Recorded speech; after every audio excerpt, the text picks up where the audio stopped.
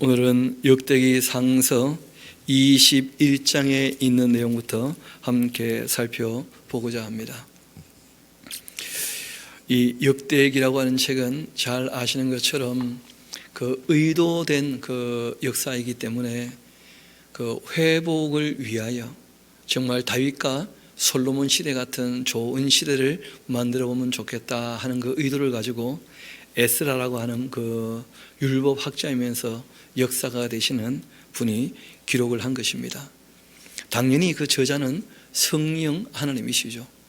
그 하나님께서 에스라를 감동케 하셔서 이 말씀을 다 기록해 두셨는데, 오늘 이제 21장부터 우리가 그 23장이나 4장까지 그렇게 좀 보려고 합니다. 그 오늘 보는 내용 중에 그 조금 까다로운 부분들이 있습니다. 그게 뭐냐면 사무엘 하세에 나오는 내용하고 또 열왕기 상서에 나오는 내용하고 그 숫자가 너무 좀 크게 차이가 나요. 그래서 모두에 말씀드렸던 것처럼 이 에스라라고 하는 분이 그 조금 의도된 역사다 하는 말은 그 원래 내용을 바꾸었다 그런 뜻이 아닙니다. 그러니까 다윗 시대, 솔로몬 시대에서 한 500년이 지난 거예요. 그러니까 많은 역사 자료들이 있었을 터인데 그 역사 자료들 중에 이분이 취합한 역사가 있었을 거라는 거예요. 그러니까 꽤 많은 역사가들이 역사를 기록을 할 때 그 사실대로 기록하는 역사가들도 있지만 실제로 그 역사가들도 어떻게 보면 좀 과장하는 부분이 있게 됩니다. 이 과장은 거짓말하고는 조금 다를 수 있는데 그 어떤 의도를 가지고 내용을 강조하기 위하여 이 과장하는 경우들이 있거든요. 그래서 그런 부분들에 관하여 우리가 조금 감안을 하고 이제 읽어야 큰 오해 없이 읽어 나갈 수가 있을 듯합니다. 우리 일단 그 21절부터 한번 봅시다. 21장 1절부터 사탄이 일어나서 그 이스라엘을 대적하고서 다윗을 충동질합니다. 여러분, 항상 사탄은 우리를 충동질하고 흔들거든요. 그 악령도 마찬가지고. 근데 문제는 넘어가니까 문제가 되는 거예요. 그 넘어가지 않는 것이 영적인 싸움이거든요. 이 마귀를 대적하면 마귀는 인격이니까 물러가는 것이고, 하나님을 가까이 하면 마귀가 가까이 하지 않게 되는데, 이 마귀의 충동에 다윗이 흔들렸다는 것은 그만한 이유가 있었다는 거예요. 다윗에게 욕심이 일어난 겁니다. 그 말년쯤 되었을 때 유다 나라가 굉장히 큰 나라가 되니까 이 모든 것을 누가 성취했는가, 내가 아닌가, 그런 생각을 하게 된 거예요. 그러니까 실제로는 하나님이 통치하신다고 늘 생각은 하고 있으면서도 눈앞에 뭐가 너무 잘 되니까 자신이 잘나서 잘 된 것처럼 그런 이제 생각이 든 거죠. 그래서 요압 같은 분도 그 다윗을 말리게 되는데 좀 더 이어봅시다. 그래서 이 다윗이 충동질 당해서 이스라엘을 계수하게 됩니다. 뭐 세금을 위해서 계수한다면 너무나 당연히 할 수 있는 것이죠. 그런데 사단의 충동에 의해서 뭐 했다는 거예요? 계수를 했다는 거예요. 그게 이제 문제가 되는 것이죠. 잘 아시는 것처럼 사단은 보통 사람의 교만과 욕심을 부추기는 존재 아니겠습니까? 다윗이 요압과 백성의 지도자들에게 말합니다. 너희는 가서 부엘세바에서부터 단까지, 그러니까 이 남쪽 끝이 부엘세바고 북쪽 끝이 단이거든요. 이스라엘 전체를 얘기합니다. 이스라엘을 계수하고 돌아와서 내게 보고하여 그 수요를 알게 하라. 그렇게 했고, 요압이 얘기합니다. 여호와께서 그 백성을 지금보다 100배나 더하시기를 원하나이다.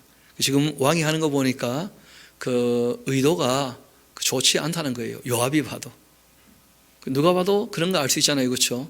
저 사람이 지금 욕심으로 하려고 하는지 아니면 마땅히 해야 될 일을 하는지 그런 건 좀 보면 알 수 있지 않습니까? 요압이 말려요. 내 주 왕이여, 이 백성이 다 주의 종이 아니니까 내 주께서 어찌하여 이 일을 명령하시나이까? 어찌하여 이스라엘이 범죄하게 하시나이까? 그렇게 이야기를 합니다. 실제로 이스라엘은 다윗의 나라입니까? 하나님의 나라입니까? 실제로 하나님의 나라이고 다윗이 지금 하나님의 허락을 받아서 주관자로 통치하는 것뿐이지 않습니까? 다윗의 명령에 모든 백성이 휘둘리게 되면 똑같은 입장이 되고 마는 거예요. 우리가 일제강점기 때 그런 거 있지 않습니까? 신사참배를 하라 그렇게 했을 때 그런 압력이 없었다면 신사참배를 안 했을 터인데 일제의 그 압력에 어쩔 수 없이 굴종하고 무릎을 꿇은 사람들이 있습니까? 없습니까? 그런데 그렇게 무릎을 꿇으면 똑같은 죄에 함께 참여하는 겁니까? 안 하는 겁니까? 똑같은 죄에 함께 또 참여하게 되는 거죠. 그래서 부탁을 합니다. 왕한테 이스라엘이 범죄하게 왜 하십니까? 그렇게 이제 요압이 얘기를 합니다. 그렇게까지 얘기를 하지만 그러나 왕의 명령이 요압을 재촉한지라 드디어 요압이 떠나 이스라엘 땅에 두루 다닌 후에 예루살렘으로 돌아왔는데 요압이 백성의 수유를 다윗에게 보고합니다. 이스라엘 중에서 칼을 빼만한 자는 110만이나 되었고 그리고 유다 중에 칼을 빼만한 자는 40만 명, 그러니까 150만이나 되는 대군이죠. 우리나라는 60만 대군 그러지 않습니까? 그렇죠? 북한이 120만 그렇게 보통 얘기하기도 하는데 150만이면 어마어마한 숫자예요. 그런데 문제는 요압이 왕의 명령을 마땅치 않게 이겨서 레위 사람하고 베냐민 지파 사람은 그 계수에서 또 빼버렸답니다. 요압이 봐도 왕이 좀 너무한다 그런 생각을 했던 것이죠. 하나님도 이 일을 악하게 여기셨어요. 다윗이라는 그 인물이 사탄에게 충동질 당하다니 참 하나님 마음 아파하신 것이죠. 원래 이 사탄은 그리고 또 악한 영들은 끊임없이 사람들을 쥐고 흔들고 시험하겠는데 근데 그 충동질 당하면 안 되거든요. 그때 다윗이 하나님께 아뢰니다. 내가 이 일을 행함으로써 큰 죄를 범하였나이다. 이제 간구하옵나니 종의 죄를 용서해 주옵소서. 내가 심히 미련하게 행하였나이다. 그렇게 얘기합니다. 여호와께서 다윗의 선견자 갓에게 말씀하여 이르시되 가서 다윗에게 말하여 이르기를 여호와의 그 말씀이 내가 너에게 3가지를 내어놓겠다. 그 중에서 하나를 너가 택해라. 내가 그것을 너에게 행하리라 하셨다라. 그렇게 하신지라 같이 다윗에게 나아가 그에게 말하되 여호와의 그 말씀이 너는 마음대로 그렇게 택하라. 혹 3년 기근이든지 또 혹 석 달을 적군에게 패하여 적군의 칼에 쫓길 일이든지 혹 여호와의 칼 곧 이 전염병이 사흘 동안 이 땅에 유행하며 여호와의 그 천사가 이스라엘 온 지경을 멸할 일이든지 라고 하셨나이다. 근데 여기는 보면 3년 3개월 사흘 이렇게 되어 있지 않습니까? 그런데 사무엘 하스를 보게 되면 7년 기근 이렇게 되어 있어요. 그러니까 하나님께서 징계하시는 그 기간을 그 역대기에서 그 3년으로 이렇게 표기되어 있다는 거예요. 그런 것이 이제 조금 차이가 있는 것이죠. 이어봅시다. 다윗이 갓에게 말합니다. 내가 공경에 빠졌도다. 여호와께서는 긍휼이 심히 크시니 내가 그의 손에 빠지고 사람의 손에 빠지지 아니하기를 원하나이다 하면서 사람들에게 쫓겨다니기보다는 하나님께서 징계하시는 그 징계를 달게 받겠다 그런 얘기를 합니다. 이에 여호와께서 이스라엘 백성에게 전염병을 내리셨고 이스라엘 백성 중에 죽은 자가 7만이나 되었다. 참 엄청난 숫자였죠. 다윗도 다윗대로 우쭐거렸지만 실제로 모든 백성도 나라가 부강하게 되니까 다 좀 교만하게 되었던 거예요. 요즘 우리도 좀 조심해야 되는 것이 국뽕이라 그래서 마치 마약에 취한 것처럼 막 너무 나라를 또 자랑스럽게 생각하고 마치 우리가 다 한 것처럼 그렇게 하는 것도 우리가 참 위험합니다. 조심할 필요가 있고 실제로 하나님께서 힘을 주셨다면 그 하나님이 주신 힘을 가지고 우리가 선한 일을 해야 되겠죠. 이어봅시다. 하나님이 예루살렘을 멸하러 천사를 보내셨더니 천사가 멸하려고 할 때에 여호와께도 보시고 이 재앙 내리심을 뉘우치사 그 멸하는 천사에게 말씀하십니다. 족하다. 사흘 동안 이제 전염병이 돌 때 한 7만쯤 죽었을 때 하나님께서 족하다 하고 천사에게 말씀하신 거예요. 이제는 너의 손을 거두라 그렇게 하시니 그때 여호와의 그 천사가 여부스 사람 오르난 타작마당 곁에 섰다는 거예요. 그러니까 다윗이 이 여부스 사람의 성을 치고 그 여부스 성을 예루살렘이라 했지 않습니까? 그런데 그 여부스 성을 칠 때 그 여부스 사람들을 진멸한 것이 아니었었다는 거예요. 다윗이 실제로는 그 여부스 사람들 그 군사들은 다 죽였는지 모르겠는데 그 땅에 살던 사람들 그 재산도 인정해주고 그랬던 모양입니다. 그래서 오르난이라는 사람은 그 예루살렘의 이 넓은 타작마당, 나중에 거기에 이제 성전이 세워지거든요. 그 좋은 땅을 여부스 사람이 가지고 있었다는 거예요. 그 오르난이라는 사람이 가지고 있었죠. 그 이름이 조금 달리 표현되어 있죠. 그 사무엘 하서를 보면 아라우나의 그 타작마당에서 아라우나라 그렇게 이름이 되어 있는데 여기는 이제 똑같은 사람인데 이름이 오르난 그렇게 되어 있어요. 그러니까 시간이 500년 지났기 때문이기도 하고 그리고 또 그 히브리어는 자음만 있지 모음이 없거든요. 그러다 보니까 이제 발음에 조금씩 차이가 있는 경우들이 있습니다. 이어봅시다. 다윗이 눈들어 보매 여호와의 그 천사가 천지 사이에 서 있고 칼 빼어 손들고 예루살렘 하늘 향해 펴 있는지라. 다윗이 장로들과 더불어서 굵은 베어 입고 배를 입고 얼굴을 땅에 대고 엎드려서 하나님께 아뢰입니다. 명령하여 백성을 계수하게 한 자가 내가 아니니까 범죄하고 악을 행한 자는 곧 나이니이다. 이 양떼는 무엇을 행하였나이까? 청컨대 나의 하나님 여호와여 주의 손으로 나와 내 아버지의 집을 치시고 주의 백성에게 재앙을 내리지 마옵소서. 그렇게 엎드렸습니다. 그때 여호와의 천사가 갓에게 명령합니다. 다윗에게 전하라는 거죠. 다윗은 올라가서 여부스 사람 오르난의 타작마당에서 여호와를 위하여 제단을 쌓아라 그렇게 하셨습니다. 이 그 갓이 여호와의 그 이름으로 이런 그 말씀대로 다윗에게 올라갔고 그때 오르난이 밀을 타작하다가 돌이켜 천사를 보고 오르난이 그 4명의 아들과 함께 숨게 됩니다. 그러니까 타작마당이라고 하는 것은 그 우리나라하고 좀 지형이 다른데 그 가보면 이제 아십니다. 그 산 위인데 그 노두라 그러죠. 보통 산 위에 그 바위들이 있지 않습니까? 그런데 우리나라처럼 삐죽삐죽한 바위가 아니고 굉장히 넓은 바위예요. 그러니까 흙이나 모래면 거기 벽실을 이렇게 말릴 수 없지 않습니까? 밀도 마찬가지고. 근데 거기가 전부 뭐로 되어 있으니까요. 바위니까 평평한 바위니까 그 삭 쓸고 거기다가 이제 밀을 널어서 말리고 그렇게 하는 타작마당이라는 거예요. 그 아주 편편한 바위입니다. 가보면 아실 텐데 요즘에는 뭐 구글 있고 하니까 얼마든지 찾아서 볼 수가 있죠. 그 깜짝 놀라서 이 오르난과 4명의 아들은 숨었습니다. 그때 다윗이 오르난에게 나아가며 오르난이 내다보다가 다윗을 보고 이제 타작마당에서 나와서 얼굴을 땅에 대고 다윗에게 절을 합니다. 그때 다윗이 오르난에게 말하죠. 이 타작하는 곳을 내게 넘겨라. 너는 상당한 값으로 나에게 넘겨라. 내가 여호와를 위하여 여기 한 제단을 쌓을 텐데 그렇게 하면 전염병이 백성 중에서 그치게 될 거다. 그렇게 했습니다. 오르난이 다윗에게 말하되 왕은 취하소서 내 주 왕께서 좋게 여기시는 대로 행하소서. 보소서 내가 이것들을 드리나이다.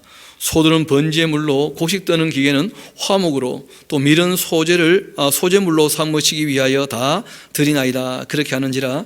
다윗 왕이 오르난에게 이르되 그렇지 아니하다. 내가 반드시 상당한 값으로 사리라. 내가 여호와께 드리려고 내 물건을 빼앗지 아니하겠고 가업 없이는 번제를 드리지도 아니하리라. 그렇게 했고 그리하여 다윗이 그 턱값으로 금 600세겔을 주었다. 그렇게 되어 있지 않습니까? 그런데 여러분 사무엘 하서가 보면 아시겠습니다만은 은 50세겔로 되어 있어요. 그 은은 그 한 세겔이 그 한 건장한 남자가 4일 정도 일하면 버는 돈이 은 한 세겔이거든요. 그러니까 50세겔이면 한 200일 정도 일한 그 노동력이에요. 그런데 거기에 비해서 무려 180배가 지금 더 세니까, 그러니까 100년 넘게 일해서 버는 돈 정도의 가치니까 그 차이가 나도 너무 나는 거예요. 500년 동안 인플레이션이 굉장히 심했다 해도 그건 너무 큰 격차고, 또 잘 아시는 것처럼 이 당시에는 인플레이션, 디플레이션 그런 일들이 잘 없었던 시대입니다. 그는 산업화 이후에 재화가 많아졌을 때 이제 있게 되는 말들이고, 거의 뭐 예수님 당시까지만 해도 한 세계 가치는 크게 변하지 않았었거든요.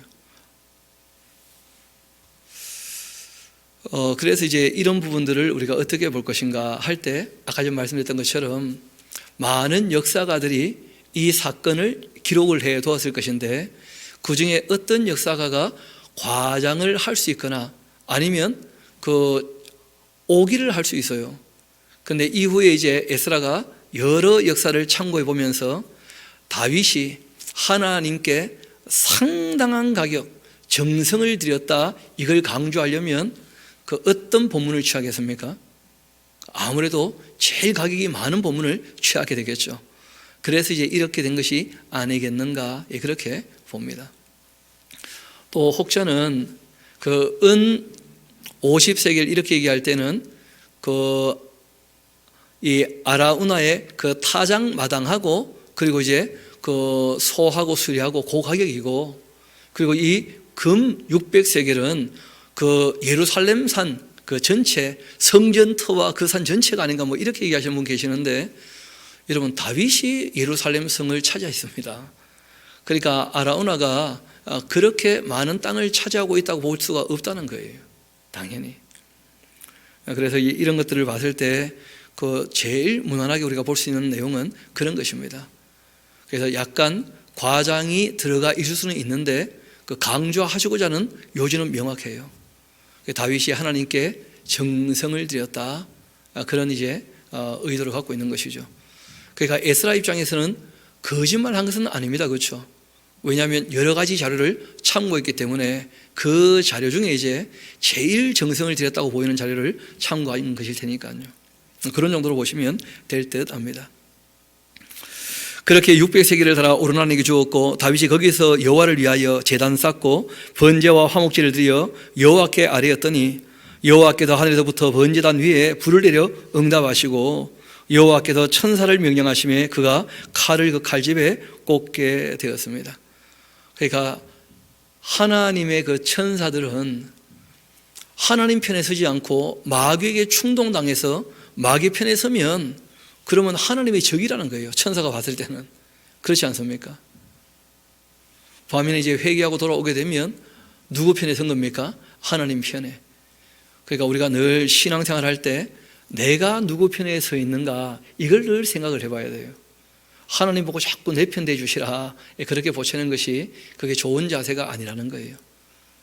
자신을 살펴서 내가 지금 사단에게 충동질 당하고 있는가, 아니면 내가 나의 삶의 주인 되어 있는가, 아니면 하나님을 주인으로 섬기면서 하나님 편에 서 있는가, 이런 것을 우리가 늘 검토해 봐야 됩니다. 다윗이 하나님 앞에 회개하고 돌아왔을 때 드디어 이 천사가 그 징계의 칼을 다시 칼집에 꽂았다, 그렇게 되어 있습니다. 이때 다윗이 여호와께서 여부도 사람 오르나의 타작마당에서 응답하심을 보고 거기서 제사를 드리게 되었고, 옛적의 모세가 광야에서 지었던 여호와의 그 성막과 번제단은 그때 기본 산당에 있었다는 거예요. 그러니까 예루살렘에는 법궤만 가지고 왔고, 임시초소, 그러니까 모세가 지었던 성막은 여전히 이제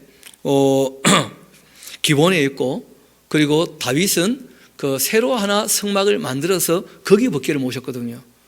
그러니까 번제단은 여전히 어디 있는 거예요? 기본에.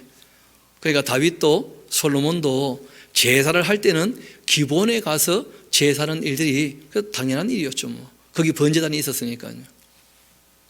그런데 이번에는 하나님을 참 두려워해서 그 하나님께서 천사를 통해서 가세에게 하신 말씀 그대로 그 이 오르난의 타작 마당을 하나님께서 특별히 정해 주셨으니까 거기서 이제 제 번제를 드리게 되었던 것입니다. 다윗이 여호와의 그 천사의 칼을 두려워해서 감히 그 앞에 가서 하나님께 묻지 못하였다. 다윗이 이르되 이는 여호와 하나님의 그 성전이고 이는 이스라엘의 번제단이라 그렇게 하면서 두려워했다는 거죠. 한편 다윗이 이제 명령을 내서 이스라엘의 땅에 거주하는 이방 사람을 모으고 석수를 시켜 하나님의 성전을 건축할 돌을 다 다듬게 합니다. 여러분, 이 솔로몬이 성전을 지을 때 그 똑같은 얘기를 하고 있죠. 그러니까 예루살렘의 돌을 갖고 와서 거기서 다듬어서 맞춘 게 아니었다는 거예요. 먼저 전부 다 돌을 깎아가지고는 예루살렘에서는 조립만 했어요. 그러니까 예루살렘에서는 망치를 가지고 정을 가지고 이 돌을 쪼는 소리가 들리지 않았다는 거예요. 뭐 건물을 지어보면 뭐 아시겠습니다만은 이 콘크리트를 부어서 건물을 지어도 굉장히 건물에 들어가는 이 부속이 많거든요. 그냥 벽돌만 있으면 쌓아서 지을 수 있는 게 아니지 않습니까?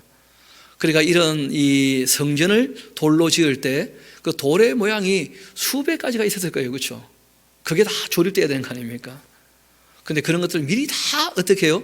다듬어서 깎아놨었다는 거예요. 솔로몬은 거기 조금 더 얹어가지고 했다는 것이니까 실상 성전 건축을 위한 준비는 다 누가 했던 것입니까? 그 다윗이 대부분 다 해놓았던 거예요. 그러니까 하나님께서는 자기에게는 성전을 짓지 못하게 하시니까 솔로몬이 성전을 지어야 되는데 솔로몬이 젊은데 뭘 그렇게 할 수 있겠나? 내가 전부 다 준비해 줘야지 하면서 다윗이 준비를 해서 그 일을 이제 하게 됩니다. 그리고 참 놀라운 것은 세상 누구도 이때까지 하나님께 집을 지어 바치겠다 그런 생각을 해본 적이 없었다는 거예요. 다윗이 처음 했던 생각이죠. 자기가 왕궁에 앉아보면서 나는 왕궁에 앉아 있는데 하나님은 너무 초라한 곳에 계시지 않는가? 하나님을 사랑하는 마음 때문에 하나님을 위하여 집을 지을 생각을 처음 하게 되었거든요. 하나님 기뻐하셨습니까? 기뻐하지 않으셨습니까? 기뻐했다는 거예요. 여러분, 하나님 기뻐하시는 일인데도 불구하고 아브라함부터 시작해서 그 다윗까지 아무도 그런 생각들을 해본 적이 없었다는 거예요. 그러니까 여러분, 우리가 하나님 기뻐하심에도 불구하고 처음 하는 일들이 얼마든지 있을 수 있습니다. 제가 믿기로는 창세기부터 요한계시록까지 하나님께서 우리에게 주신 말씀은 모든 성도가 모든 교육자를 통해서 모든 교회에서 다 바르고 빠르게 가르쳐져야 되는 줄로 믿습니다. 하나님 그 말씀 다 배우는 걸 기뻐하실 것이거든요, 당연히. 그런데 놀랍게도 기독교 2000년 역사 가운데 성경을 다 배우자 그렇게 시작한 사람이 거의 없었다는 거 아니겠어요? 그렇지 않습니까? 그것도 역사적 순서를 따라가지고 하나님 입장에 있어서 그런 면에서 이제 저는 에스라 하우스에서 성경을 배운 것을 참 감사하게 생각하고 또 같은 시대에 이 말씀을 전부 가르치는 것 참 저는 감사하게 생각하는 입장입니다. 참 영광스러운 일이죠. 하나님의 그 말씀을 전할 때 정말 강단에서 한 절도 안 빠지고 창세부터 계시록까지를 다 전할 수 있다.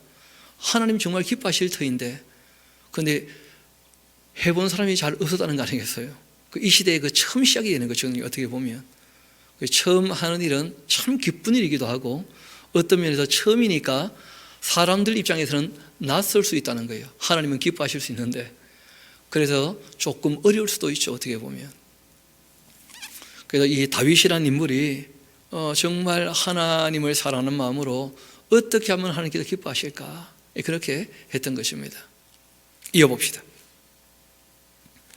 그렇게 건축할 이 돌을 다듬게 하고 다윗이 또 이 문짝목과 거물 못에 쓸 철도 많이 준비하고 또 무게를 다할 수 없을 만큼 심이 많은 놋도 준비하고 또 백향목을 무수히 준비했는데 이는 시돈 사람과 두로 사람이 백향목을 다윗에게로 많이 수은하여 왔기 때문이다. 다윗이 이르되 내 아들 솔로몬은 어리고 미숙할 테니까 여호와를 위하여 건축할 성전은 극히 웅장하다.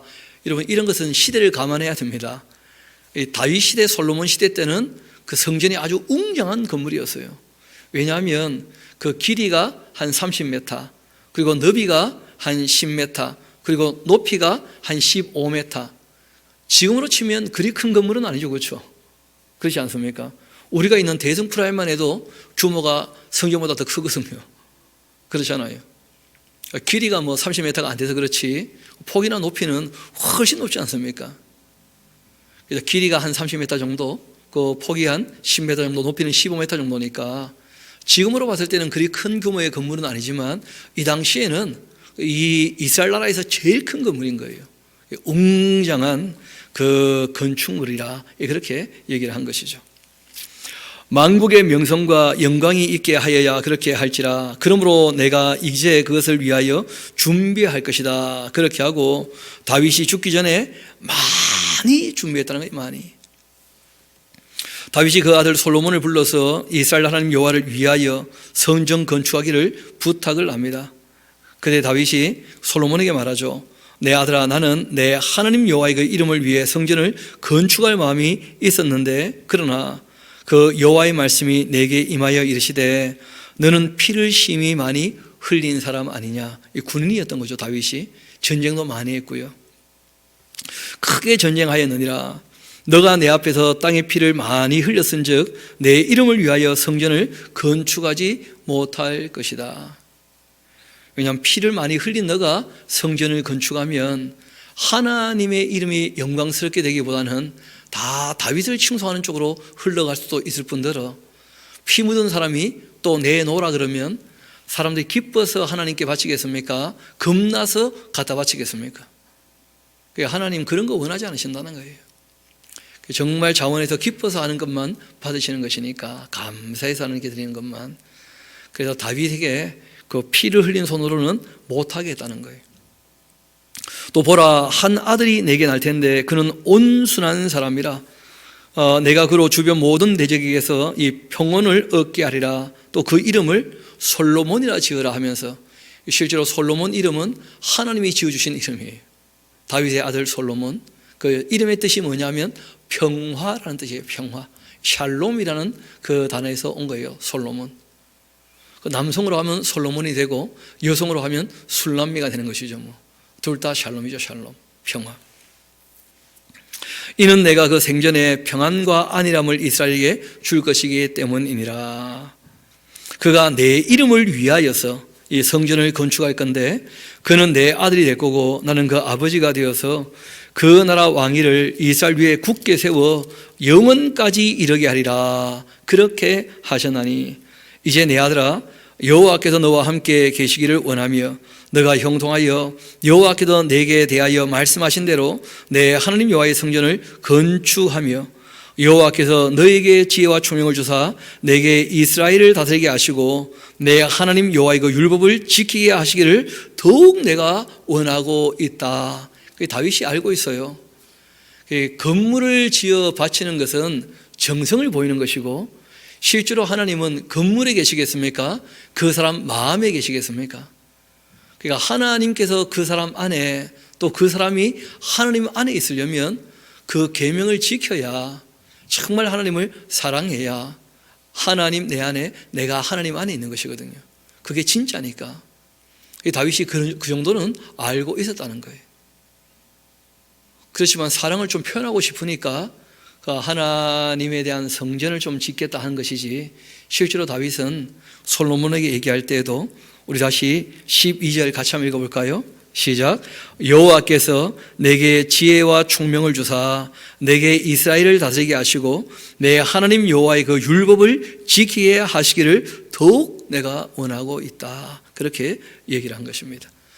영어에서 잠언을 보면 1장부터 9장까지는요 그 이스라엘 왕 다윗의 아들 솔로몬의 잠언이에요. 그러니까 실제로는 솔로몬이 다윗에게 배웠던 지혜를 제일 먼저 그렇게 얘기를 했다는 것이죠. 그 다음에 10장에 보면 솔로몬의 자문이라 이렇게 되어 있는 거예요.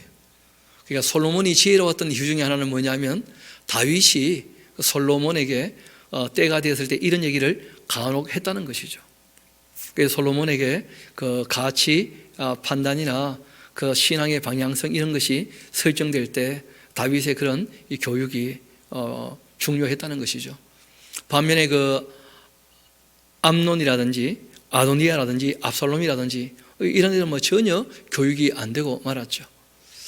실제로 이 예루살렘에 있는 그 여부도 사람 그 오르난의 타작마당, 실제로 여기가 한 가지 더 내용이 있습니다. 우리 한번 역대기하서 3장 같이 잠깐 가봅시다. 뒤에 갔다가 돌아오면 좋겠는데요.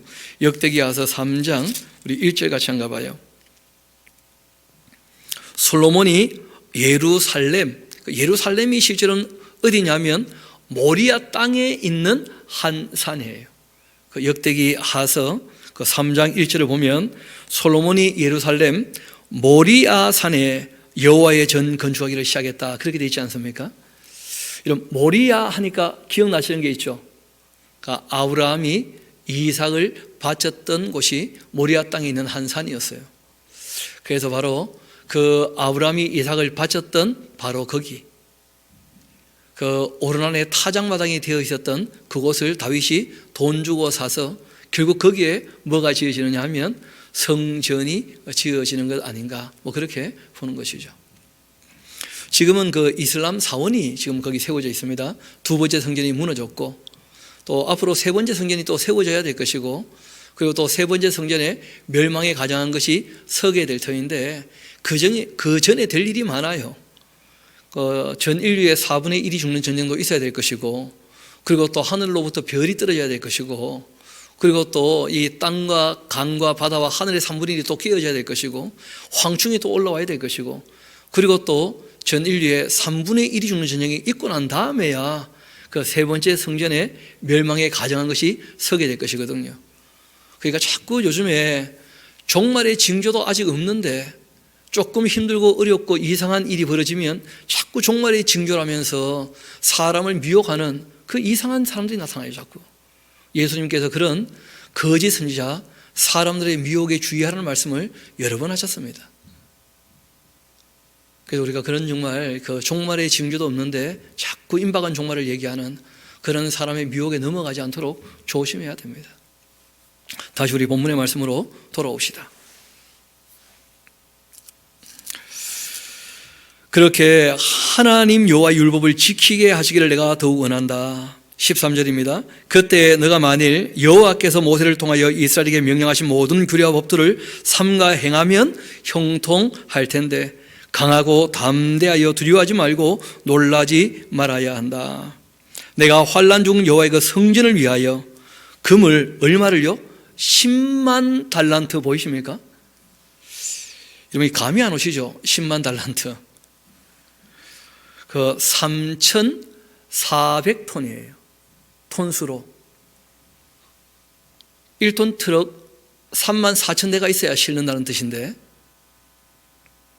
3,400대 3,400톤 3,400대. 그래도 잘 감이 안 오시죠? 이렇게 합시다.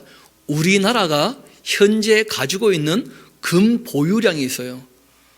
우리나라 은행에 있는 금을 다 끌어 모으면 104톤밖에 안 됩니다. 104톤밖에 아니죠. 엄청난 숫자거든요. 굳이 뭐 돈으로 환산하면 47억 불 정도 되어져요.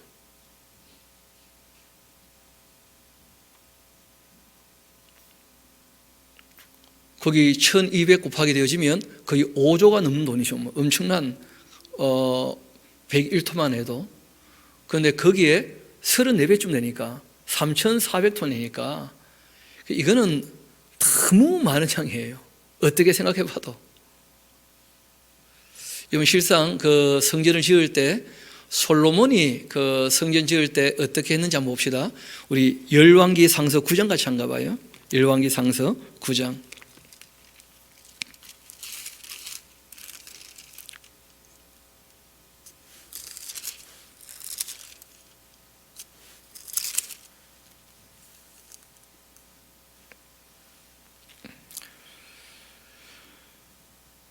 그 성경과는 큰 상관이 없지만 솔로몬의 1년 세금의 중수가 금 666달란트쯤 되죠. 그렇죠?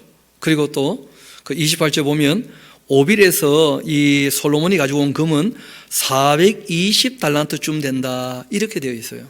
420달란트 정도. 그러니까 여기 지금 나오는 10만 달란트 하는 것은 너무 많은 숫자처럼 보인다는 거예요. 또 이왕 얘기가 나왔으니까 우리 조금 뒤로 한번 같이 가봅시다.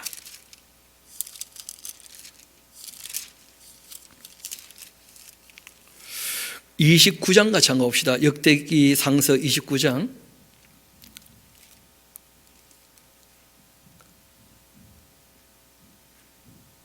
그 3절에 보면 이런 말씀이 있습니다. 29장 3절. 성전을 위해 준비한 이 모든 것 외에도 내 마음이 내 하나님의 성전을 사모하니까 내가 사유한 금은으로 내 하나님의 성전을 위하여 드렸는데 곧 이 오빌의 금 얼마를요? 3,000달란트 그렇게 되어 있어요. 그리고 수는 이 7,000달란트 이런 것으로 성전의 벽에다가 입혔었다 그렇게 되어 있죠. 그리고 금은 그릇을 만들며 장인의 손으로 하는 그 모든 일에 쓰게 했는데 오늘 누가 즐거이 손에 채워서 여호와께 드리겠느냐 그렇게 했었다.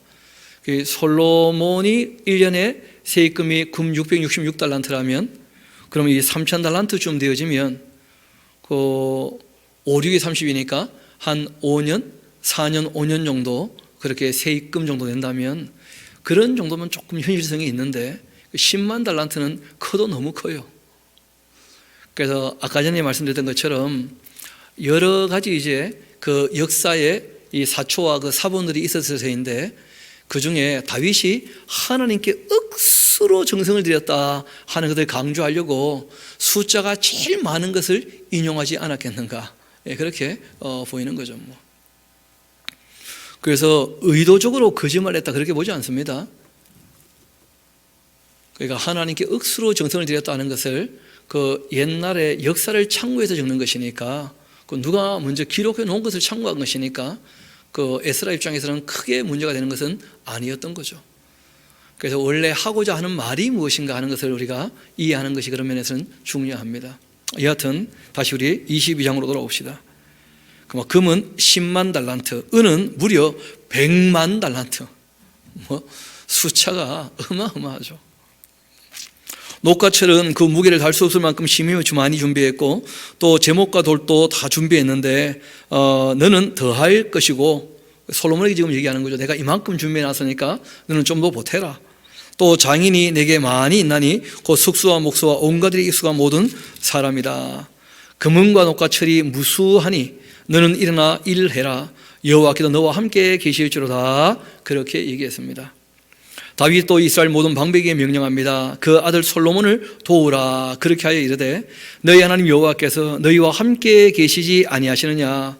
사면으로 너희에게 평온함을 주지 아니하셨느냐. 이 땅 주민을 내 손에 넘기사 이 땅으로 여호와와 그 백성 앞에 복종하게 하셨나니 이제 너희는 마음과 뜻을 바쳐서 너희 하나님 여호와를 구하라. 그리고 일어나서 여호와 하나님의 성전을 건축하고 여호와의 그 언약궤와 하나님의 성전의 기물을 가져다가 여호와의 이름을 위하여서 그 건축한 성전에 드리게 하라. 그렇게 얘기를 했다는 거죠. 이 다윗이 굉장한 정성을 들였는데 실제로 이렇게 했던 이유는 딴 게 아니고 하나님 잘 모시고 싶다, 섬기고 싶다 그런 마음의 표현이었어요. 그래서 다윗이 레위 사람들을 보니까 잘 아시는 것처럼 성막을 옮기지 않지 않습니까? 그렇죠? 그러니까 레위 사람들로 이제 이 성전 중심으로 어떻게 제사하고 예배할지 하는 이 모든 규모를 다윗이 정립을 나름대로 해요. 그래서 이런 내용들이 그 사무엘 하세는 안 나오는 내용 아니겠습니까? 이런 것들을 상세히 적어놓은 이유가 있다는 거예요. 에스라가 제2성전 시대에 다윗이 하나님을 섬겼던 것처럼 우리가 하나님을 좀 제대로 섬겨보면 좋겠다 그런 마음이 있어서 이런 이 사르를 다 찾아가지고 그 기록을 남겨놓았던 겁니다. 지금 우리가 뭐 이렇게 하지 않죠. 왜냐하면 성전 중심으로 우리가 예배하지 않고 우리가 주님의 몸된 교회다, 사람이 곧 교회라는 걸 알게 되었기 때문에 하나님은 영이시니까 예배하는 자가 어떻게 예배하라는 거예요? 그 영과 그 진리로. 사람은 영적인 존재라는 거예요. 그러니까 영이신 하나님과 교제가 되어지는, 정말 하나님을 사랑하는, 그리고 하나님께도 말씀하신 그 계명을 따르는, 그 진리를 따르는, 그것이 곧 예배의 본질이라는 거예요. 가장 신령한 것. 영과 진리로 예배하라, 그렇게 하신 거예요. 이 산도 아니고 저 산도 아니라는 것이죠. 그래서 예배의 본질은 거기 있는 것이거든요. 그 예수님이 직접 하신 말씀 아닙니까? 영과 진리로 예배하라고. 그래서 우리 영이신 하나님과 정말 사랑의 교제가 되는지, 그리고 정말 이 진리신 주님의 그 말씀, 그 계명을 따라 살고 있는지, 이게 안 되면 함께 모여서 예배당에서 노래한다고 예배가 되느냐? 전혀 그렇지 않다는 거예요. 하나님께서 그런 예배는 안 받으시거든요. 그래서 대면 예배가 예배다, 그런 식으로 얘기하는 것은 무리가 있습니다. 이 산도 저 산도 아니라는 거예요. 진짜 하나님께 예배하는 사람인가? 삶 자체가 다 예배가 돼야 되는 것이니까. 그래서 로마서에서 바울도 예수님의 말씀을 똑같이 이해하고 그렇게 해석하지 않습니까? 너희의 몸을 하나님께서 기뻐하시는 뭐라고 드리라고요? 거룩한 살아있는 제물. 이제는 죽여서 제물 바치는 것이 아니고 너희들의 삶 자체가 뭐라는 거예요? 제물이니까. 삶 자체가 하나님께 예배가 되고 제사가 될 수 있도록, 이것이 바로 너희가 드리는 영적인 예배, 그러니까 합당한 삶이 곧 영적인 예배 아니냐? 합당한 예배. 그래서 이 세대를 본받지 말아야 한다. 마음을 새롭게 해야 된다. 하나님께서 선하게 여기시는, 온전하게 여기시는 그 뜻을 따라 살아야 한다. 그것이 곧 예배인 것이다. 그렇게 얘기하지 않습니까?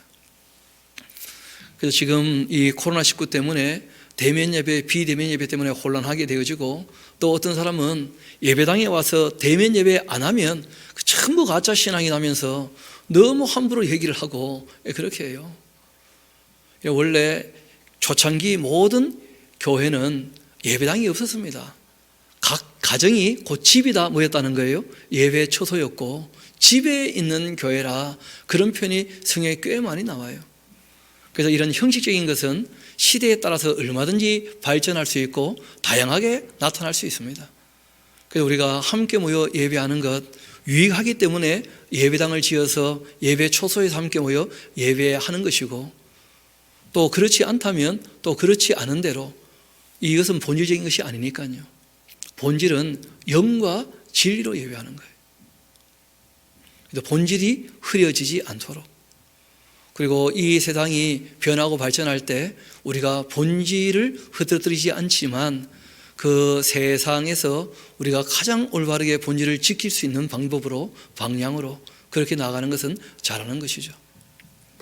그래서 우리가 할 수 있으면 함께 모여 예배하면 참 좋겠습니다만은, 실제로는 빨리 신앙이 성장해서 각 개인이 있는 모든 곳이 곧 다 교회가 될 수 있도록, 다 예배당이 될 수 있도록, 그래서 언제 어디서나 하나님께 누구하고 함께 예배할 수 있도록, 그리고 예배의 중심에 항상 하나님이 계시도록, 그래서 그 말씀이 바르게 가르쳐지는 것이 예배의 중심이 되는 거예요. 이어봅시다. 그래서 23장 가게 되시면 다윗이 이제 그 성전 중심으로 어떻게 예배할지 하는 것을 얘기를 하는데, 다윗이 나이는 많아 늙고 아들 솔로몬을 이스라엘 왕으로 삼았고, 이스라엘 모든 방백과 제사장과 레위 사람을 다 모았고, 레위 사람은 30세 이상으로 계수했는데 모든 남자의 수는 3만 8천 명쯤 되었습니다. 그 중에 2만 4천 명을 따로 떼어가지고 여호와의 성전의 일을 보살피는 자로 만들었고, 6천 명은 관원과 재판장이 되게 했고, 4천 명은 문지기가 되게 했고, 그리고 4천 명은 또 그가 여호와께 찬송 드리기 위하여 만든 악기로 찬송하는 자가 되었습니다. 그래서 이렇게 이제 3,800명을 나눈 것이죠. 이를 다 나누었고, 레위 사람들, 다윗이 그 레위의 아들들 게르손, 그앗과 또 무라리에 따라서 각 반열을 다 나누었다는 거예요. 그래서 이 2만 4천 명을 가지고 24개 반열을 나눕니다. 그래서 24개 반열을 나누어서 15일씩 이제 성경이 그렇게 할 터인데, 우리 이어봅시다. 게르손 자손은 라반과 시므이라. 라반의 아들들은 우두머리 여이엘과 또 이 세담과 그리고 요엘 세 사람이고, 시므이의 아들들은 슬로밋과 또 하시엘과 또 하란 세 사람인데 이는 라단의 우두머리들이고, 또 이 시므이의 아들들은 야학과 또 시나와 또 여우수와 브리아이니. 이 네 사람도 시므이의 아들이라. 그 우두머리는 야시고 그 다음은 시사며, 또 여우수는 브리아의 그 아들이 많지 아니하므로 그들과 한 조상의 그 가문으로 계수되었더라. 그아세 아들들은 아므람과 또 이스라엘과 헤브론과 우시엘 네 사람이라. 아므람의 아들들은 아론과 모세이니 이 아론은 그 자손들과 함께 구별되어 몸을 정결하게 이렇게 해서 영원토록 심히 거룩한 자가 되어서 여호와 앞에 분향도 하고 섬기며 영원토록 그 이름으로 축복하게 되었느니라. 하나님이 그 사람 모세의 아들들은 레위 지파 중에 기록되었는데, 모세의 아들은 게르솜과 엘리에셀이라. 게르솜의 아들 중 스부엘이 그 우두머리가 되었고, 엘리에셀의 아들들은 우두머리 르하베라. 또 이 엘리에셀에게 이 외에도 다른 아들이 없고, 또 르하베아의 그 아들들은 심이 많았고, 이스라엘의 아들들은 우두머리 그 슬로밋이고, 헤브론의 아들들은 그 우두머리 여리야와 둘째 아마랴와 셋째 야시엘과 넷째 여가 모함이며, 우시엘의 아들들은 우두머리 미가와 그 다음 그 이사야였더라. 그 무라리의 아들들은 이 마울리와 또 무시와, 마울리의 아들들은 엘리아살과 또 기스라. 이 엘리아살의 아들이 없이 죽었고 딸만 있는데 그 형제 기스의 아들이 그에게 장가들었고, 무시의 아들들은 이 마울리와 또 이 에델과 여레목과 세 사람이더라. 이는 다 레위 자손이니 그 조상의 가문을 따라 계수된 이름이 기록되고 여호와의 성전에서 섬기는 일을 하는 20세 이상 된 우두머리들이라. 그 30세 이상 된 사람들은 아까 우리가 봤던 것처럼 38,000명이고, 실제로 이제 20세 이상으로도 다시 한번 계수를 했다는 거예요. 원래는 모세가 30살 이상으로 섬기게 했었죠. 그리고 이제 민수기 갔을 때 25세 이상으로 그 견습 기간을 한 5년 두었는데, 다윗이 그렇게 하기에는 조금 수가 적다 싶었던 모양입니다. 그래서 20살 이상으로 또 다시 좀 레위 사람들을 계수를 합니다. 그렇게 여호와의 성전에서 섬기는 일을 하는 20세 이상 된 우두머리들이라. 다윗이 이르기를 이스라엘 하나님 여호와께서 평강을 그 백성에게 주시고 예루살렘에 영원히 거하시나니 레위 사람이 다시는 성막과 그 가운데 쓰는 모든 기구를 매일 필요가 없다. 그렇게 했어요. 광야 생활을 하는 것이 아니니까. 이제 성전을 지으면 성전 중심으로 이제 레위 사람들이 자기 역할을 감당하도록 그렇게 한 것이죠. 또 제사장 집안 사람들은 또 제사장 집안 사람들답게 그렇게 일을 하는 것입니다. 다윗의 유언대로 레위 자손이 20세 이상으로 계수되었고, 그 직분은 아론의 자손을 도와서 여호와의 그 성전과 또 뜰과 골방에서 섬기고, 또 모든 성물을 정결하게 하는 일 곧 여호와의 성전에서 섬기는 일과, 또 진설병과 고운 가루의 소재물 곧 이 무교전병이나 과자를 굽는 것이나 그 반죽하는 것이나 또 모든 절과 자를 맡고, 그리고 또 이 아침과 저녁마다 서서 여호와께 감사하고 찬송하며, 또 안식일과 초하루와 절기에 모든 번제를 여호와께 드리되 그가 명령하신 규례의 그 정한 수요대로 항상 여호와 앞에 드리며, 또 이 회막의 직무와 성소의 직무와 그의 그 형제 아론 자손의 그 직무를 지켜 여호와의 성전에서 수종드는 것이었더라. 이렇게 아론 자손의 계열들이 이러하므로 아론의 아들들은 나답과 아비우와 엘리아살과 이다말인데, 나답과 아비우가 그들의 그 아버지보다 먼저 죽었고, 그 별 얘기 없이 넘어가죠. 그렇죠? 실제로는 다른 불을 드렸다가 죽었죠. 맑은 정신으로 하나님께 서지 않았다가 그 레위기 10장에 나오는 내용이 있지 않습니까? 나답과 아비우는 그렇게 죽었죠. 그리고 엘리아살과 이다말이 제장 직분을 행하게 되는데, 다윗이 엘르아살의 자손 그 사독, 그리고 이제 이다말 자손 아히멜렉, 원래 이 아히멜렉의 조상 중에 엘리가 있었지 않습니까? 그래서 처음에는 그 이다말 자손이 그 대제사장 역할을 감당하다가 솔로몬 때가 되어서 그 아비아달 제사장 이 엘리 가문 쫓겨나고 이제 사독 계열이 뭐가 됩니까? 대제사장 집안이 되는 것이죠. 다윗 때는 이 둘이 다 중요한 역할을 했다는 겁니다. 이 사독과 아히멜렉. 더불어 그들을 나누어 각각 그 섬기는 직무를 맡겼고, 엘르아살의 그 자손 중에서 우두머리가 이다말의 그 자손보다 많음으로 나눈 것이 이러하니, 엘르아살의 자손의 그 우두머리가 16명이고 이다말 자손은 그 조상의 가문을 따라 8명이었다. 더하면 24명이 되는 것이죠. 이에 제비 뽑아 피차에 차등이 없이 나누었고, 이는 성전의 일을 다스리는 자와 하나님의 일을 다스리는 자가 엘리아살의 자손 중에도 또 이다말 자손 중에도 있게 했다.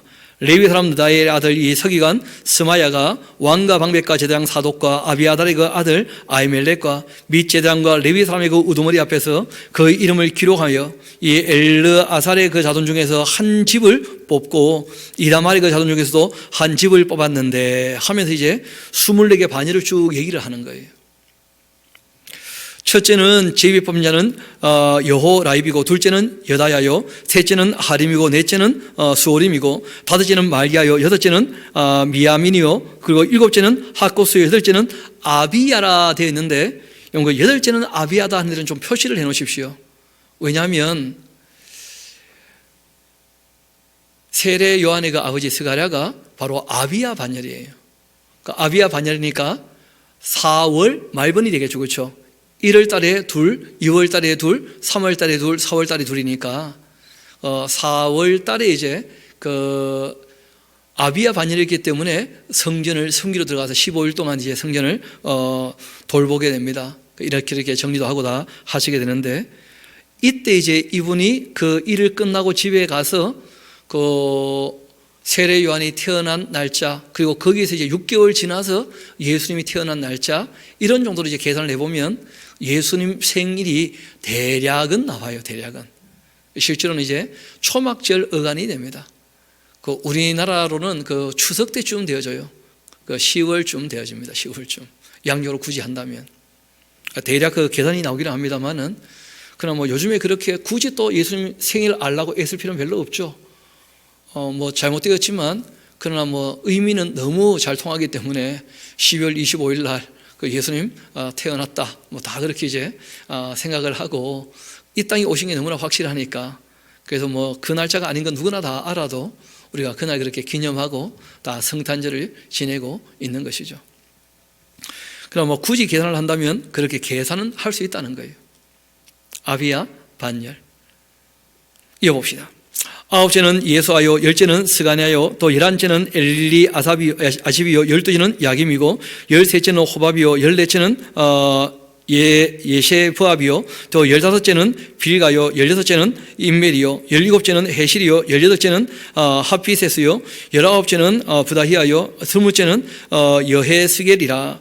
또 21째는 야긴이고, 22째는 가물이요, 23째는 들라야요, 24째는 마아시아라. 이와 같이 직분을 따라서 여호와의 성전에 들어가서 그 아버지 아론을 도왔다. 아론은 별사신 지 오래됐죠, 벌써.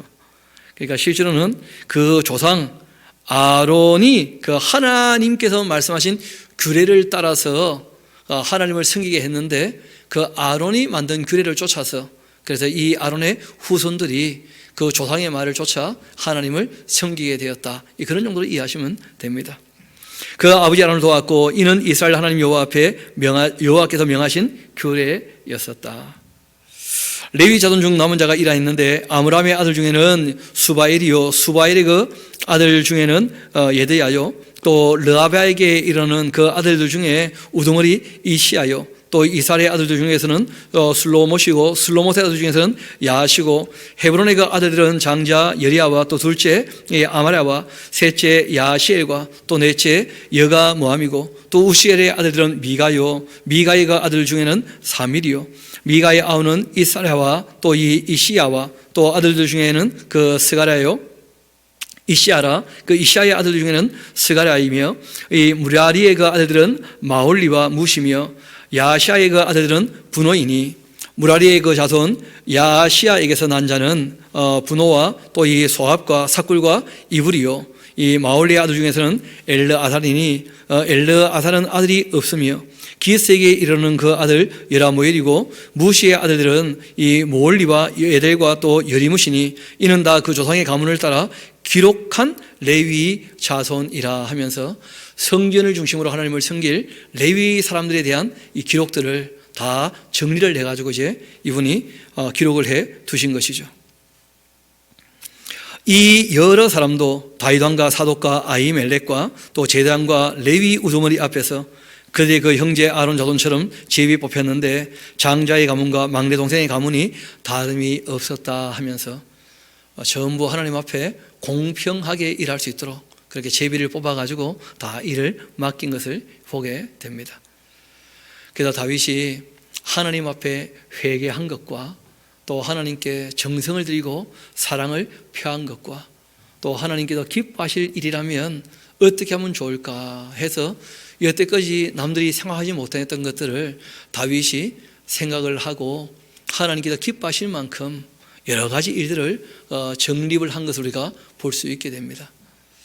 우리도 이 땅에 살아갈 때에 하나님께서 기뻐하실 일이 무엇인가 말씀을 읽고 듣고 배우면서 정말 하나님을 사랑하는 마음으로 주님의 진리를 우리가 따라 사는 정말 하나님께서 기뻐하시는 그런 저와 여러분 되기를 소망합니다.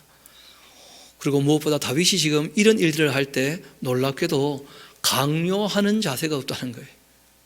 또 하나님도 그런 것을 원하지 않으시죠. 강요하거나 강압하는.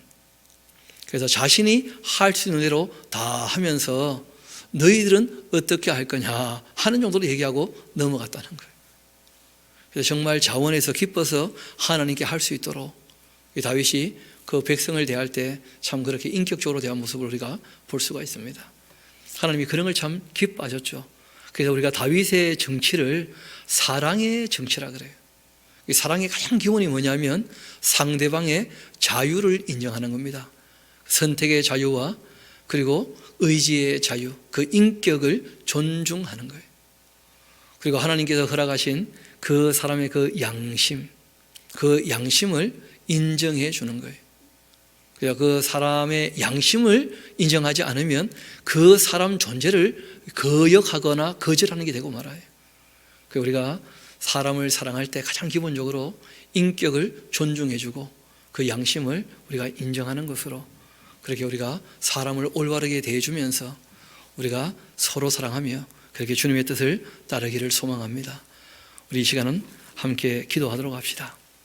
한 2, 3분 정도 우리가 말씀 살폈던 것을 기억하면서 또 이 시대에 우리가 하나님을 사랑할 때 어떤 일을 해야 되는지 또 우리 샤론교회는 특별히 말씀을 다 읽고 듣고 배우기로 그렇게 하고 함께 또 모였고 또 이 일들을 조금 우리가 역량되는 대로 펼치기 위하여 함께 또 모이기도 했는데 우리가 주님 주신 사명을 기쁨으로 잘 감당하고 있는지 우리가 좀 생각해 보고 특별히 다음 주 월화 수목 금토 우리가 저녁 7시부터 10시까지 토요일은 10시부터 6시까지 성경 강독회를 우리가 세 번째로 갖게 되어지는데 하나님 말씀을 정말 읽고 듣고 배우기를 원하는 사람들 함께 다 참여할 수 있도록 우리가 그렇게 또 준비하고 이 일을 감당하면 좋겠습니다.